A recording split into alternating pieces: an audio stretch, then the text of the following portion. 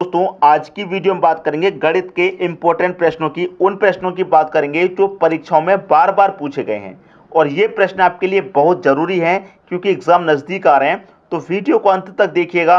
अंत तक आप वीडियो को देखेंगे तो ज़रूर आपको कुछ नया सीखने को मिलेगा।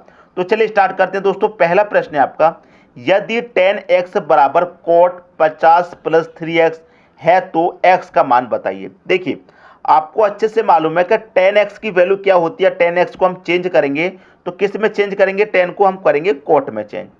ठीक है, कोट 90 क्लियर, माइनस का क्या हो जाएगा? x हो जाएगा।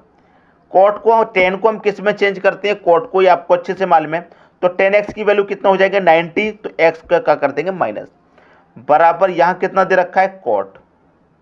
कोट 50 प्लस 3x आपको दे रखा है। क्लियर। अब देखिए सीधी सीधी बात है, कोट से कोट कट जाएगा क्योंकि बराबर में। यहाँ कितना है? 90 माइनस एक्स बराबर इधर है आपका 50 प्लस 3x। अब देखिए 50 इधर आएगा तो 90 में से माइनस हो जाएगा तो कितना बचेगा? 40। माइनस का x जब इधर जाएगा तो प्लस का x हो जाएगा। 3x पहले से है, एक और x आ जाएगा, 4x हो जाएगा। ठीक है, 4 से 40 कटेगा 10 टाइम्स, तो x की वैल्यू कितनी आ गई? 10 आ गई। आपसे पूछा क्या था प्रश्न में? x का मान। x का मान आ गया 10। बी सी ऑप्शन आपके प्रश्न का सही आंसर हो गया।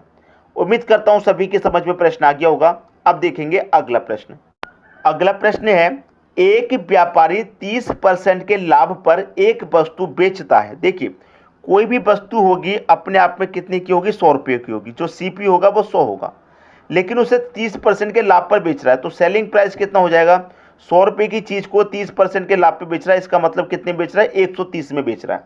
ठीक है, फिर क्या कह रहा है? यदि वह इसे 50% अधिक में खरीदता, मतलब क्रय मूल्य क्या हो जाएगा? 50% और बढ़ जाएगा। पहले 100 है, 50 और बढ़ जाएगा तो कितना हो जाएगा? क्रय मूल्य हो जाएगा 150। ठीक है, 50% अधिक में खरीदता है और 75 रुपये कम में बेचता है तो उसे 30% की हानि होती है। देखिए पहले कॉस्ट प्राइस 100 था, अब कितना हो गया? 150। अब 150 रुपये की चीज पर क्या हो रही है? उसे 30% की हानि। तो 150 का मैं क्या करूंगा? 30% निकाल लूंगा। परसेंट का मतलब बटे में 100, जीरो से जीरो गया, जीरो से 15 त्रिक 45। क्लियर। तो इसका मतलब हानि कितने की हो रही है? 45 की। ठीक है, तो 150 की चीज पर 45 की हानि हो रही है तो इसका मतलब वो कितने में बेच रहा है? आप कहेंगे 105 में। 150 की चीज को 45 कम में बेच रहा है, इसका मतलब कितने बेचेगा? 105 में। पहले कितने बेच रहा था? 130 में, अब बेच रहा है 105 में। तो यहां पर देखिए, यहां पर बोला गया है कि 50% अधिक में खरीदता है तो 75 रुपये कम में बेचता है। तो यहां कितने कम में बेच रहा है? आप देखिए यहां आप कहेंगे 130 से 105 में बेच रहा है। कितने कम में बेच रहा है? आप कहेंगे सर 25 कम में बेच रहा है। 25% कम में बेच रहा है। और रुपए में कितने में कम में बेच रहा है? आप कहेंगे सर 75 रुपये कम में बेच रहा है। तो 25% का मान 75 के बराबर, तो एक का मान कितने के बराबर? 3 के बराबर। एक का मान 3 के बराबर। आपसे क्वेश्चन में पूछा है कि वस्तु का क्रय मूल्य बता दीजिए। वस्तु का क्रय मूल्य अपने आप में कितना होता है? 100%। तो 1 बराबर 3, तो 100 बराबर दोस्तों कितना हो जाएगा? 300 हो जाएगा। तो वस्तु का जो क्रय मूल्य है वो कितना है? 300 है।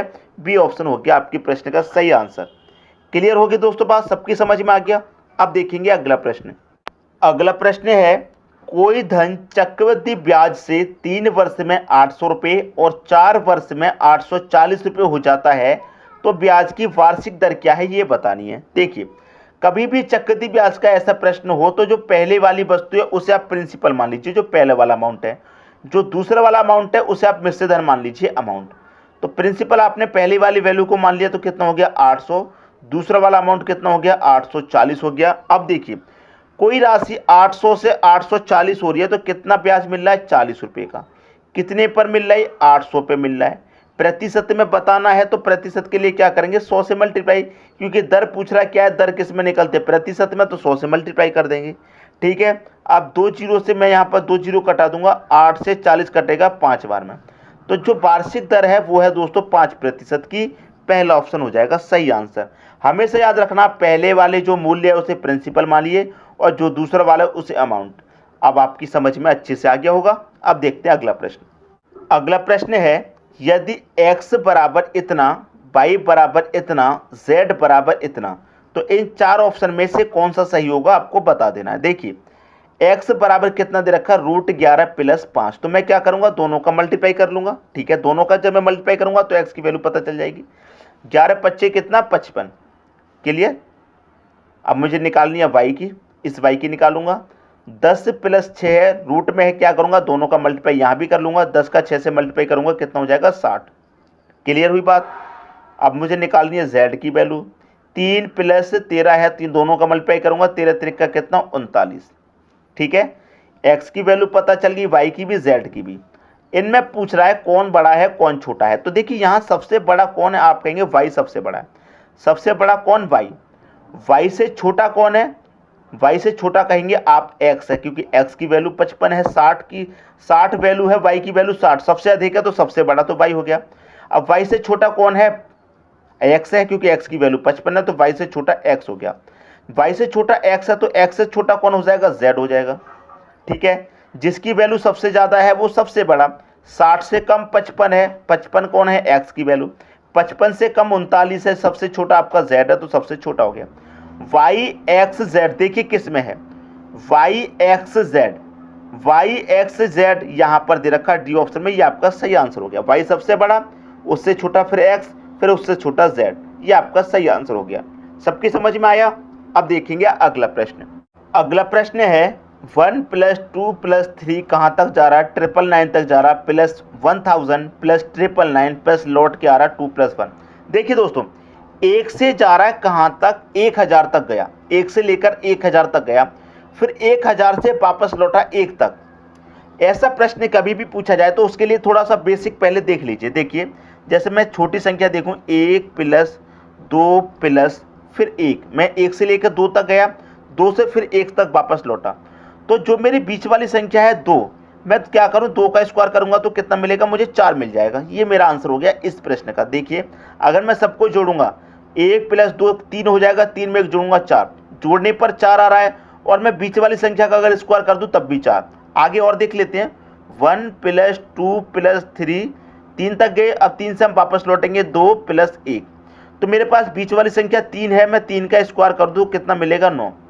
ठीक है, अब मैं सबको जोड़ूंगा तब भी 9 मिलेगा। 1 और 2 3, 3 और 3 6, 6 में 2 जोड़ेंगे 8, 8 में 1 जोड़ेंगे 9। मैंने सभी को जोड़ा तब भी 9 मिला, और मैंने बीच वाली संख्या का स्क्वायर किया तब भी 9 मिला। तो मैं बीच वाली संख्या का स्क्वायर करने का मतलब क्या है, ये आपकी शॉर्ट ट्रिक है। आगे चल के और देख लेते हैं बड़ा, 1 + 2 + 3 + 4 तक हम गए, 4 से फिर वापस लौटेंगे, 3 + 2 + 1 तक फिर लौटे। तो मैं क्या करूंगा, जो बीच में संख्या है 4 सबसे बड़ी संख्या, बीच में 4 का स्क्वायर करूंगा मैं, 16 होता है, 4 का स्क्वायर 16। वैसे मैं सबको जोड़ूंगा तब भी 16 मिलेगा। 1 और 2 3, 3 3 6, 4 10, 3 13, 2 15 और 1 16, फिर भी 16 मिला। आगे चाहे आप और बड़ा देख लीजिए, 1 + 2 + 3 + 4 + 5 तक देख लीजिए। 5 के बाद फिर मैं वापस लौटूंगा, 4 + 3 + 2 + 1, बीच में संख्या बड़ी 5 है, 5 तक जा रहे हैं, 5 से ही वापस लौट रहे हैं, तो 5 का स्क्वायर कर दीजिए, कितना आएगा, 25 आएगा। सबको जोड़ने पर भी 25 आएगा। 1 और 2 3, 3 6, 4 10, 5 15, 19 22, 24 और 1 25। तो समझ में आया लॉजिक क्या होता है, जो बीच में बड़ी संख्या मतलब 1 से लेकर हम 1000 तक गए, फिर 1000 से 1 तक वापस लौट रहे हैं, तो बीच में जो हमारी संख्या है क्या है दोस्तों, संख्या 1000, बीच वाली संख्या का आप स्क्वायर कर दीजिए, आपका आंसर आ जाएगा।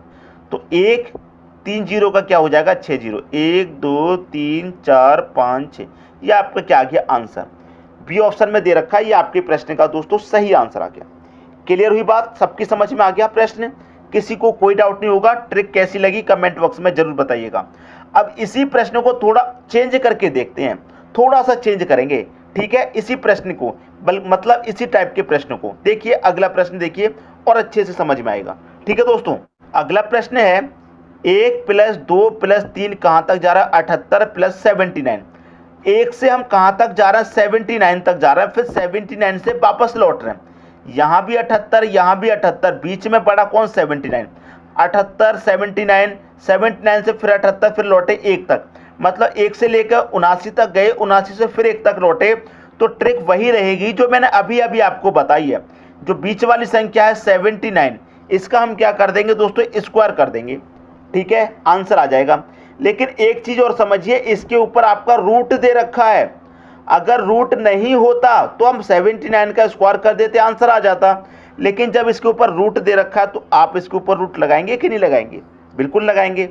तो स्क्वायर से ये रूट कट जाएगा, बचेगा क्या आपके पास, 79 ही तो बचेगा। ये आपका आंसर आ गया 79। देखिए सी ऑप्शन में दे रखा है, ये आपके प्रश्न का क्या हो जाएगा दोस्तों, सही आंसर हो जाएगा। इसीलिए मैंने पहले ही बताया था कि इसी टाइप को प्रश्न को थोड़ा चेंज करके देखते हैं।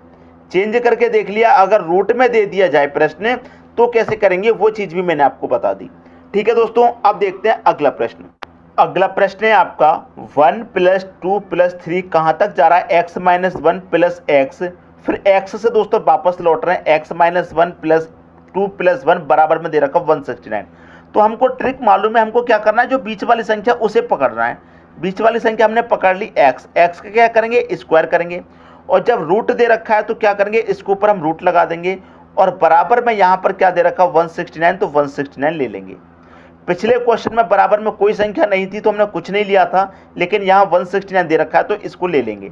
अब देखिए सीधा सीधा आपको मालूम है कि स्क्वायर से ये रूट कट जाएगा तो x की वैल्यू कितनी आ जाएगी, 169।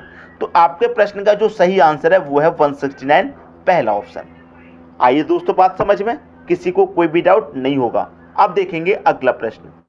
अगला प्रश्न है रूट में बिल्कुल उसी टाइप की संख्या दे रखी है, यहाँ पर क्या है 2n - 1, यहाँ पर भी 2n - 1, जो बीच वाली संख्या उसे पकड़ना है। क्या पकड़ेंगे, 2n को, 2n का क्या करेंगे दोस्तों हम स्क्वायर, और रूट लगा लेंगे क्योंकि रूट में है। बराबर में क्या दे रखा है 90, तो 90 लिख लिया। अब आपको अच्छे तरीके से पता है कि स्क्वायर से रूट कट जाएगा तो यहाँ क्या बचेगा आपके पास, 2n = 90, ठीक। अब 2 से 90 कितनी बार में कटेगा, 45 टाइम्स कट जाएगा, तो n की वैल्यू कितनी आ गई, 45। 45 तो किसी भी ऑप्शन में नहीं है, क्या करना चाहिए, आप सोच में पड़ जाएंगे। कोई बात नहीं, सोच में पड़ने की कोई भी जरूरत है ही नहीं, ठीक है। क्यों नहीं है, क्योंकि हम बीच वाली संख्या का क्या करते हैं, स्क्वायर। बीच में क्या था, मल्टीप्लाई में 2n था, अब हमारे पास n निकल के आ गया, तो n का स्क्वायर करेंगे। n हमारा कितना है 45, तो 45 का स्क्वायर करेंगे। तो 45 का स्क्वायर दोस्तों कितना होता है, ये आपको मालूम होना चाहिए। 45 का स्क्वायर कितना होता है, 20 + 25, यह होता है 45 का स्क्वायर। अब ये देख लीजिए किस ऑप्शन में है, बी ऑप्शन में दे रखा है, ये आपके प्रश्न का सही आंसर हो जाएगा। क्लियर, ये क्या हो गया आपके प्रश्न का सही आंसर। तो मैं उम्मीद करता हूं दोस्तों आज के वीडियो में जितने भी प्रश्न कराए हैं सभी आपको बहुत अच्छे तरीके से दोस्तों समझ में आ गए होंगे। दोस्तों वीडियो पसंद आया लाइक करें, दोस्तों में शेयर करें, अगर चैनल को सब्सक्राइब नहीं किया है तो कर लीजिए, और बेल आइकन का बटन भी दबा दीजिए दोस्तों। धन्यवाद।